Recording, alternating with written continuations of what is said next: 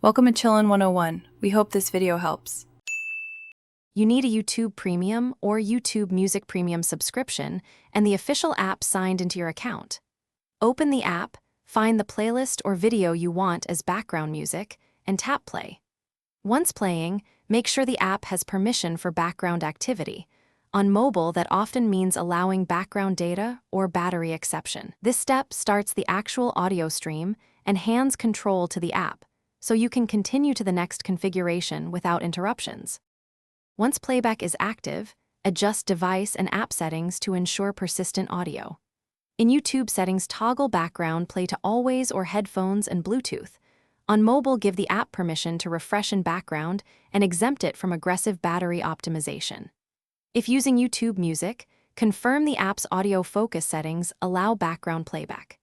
Then test by switching apps and locking the screen. If audio continues, you've completed the complex middle setup that prevents interruptions during calls or notifications.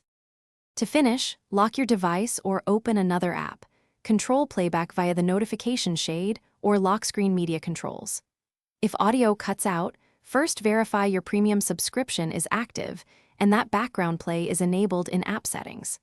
Make sure battery optimization isn't closing the app and that background data is allowed.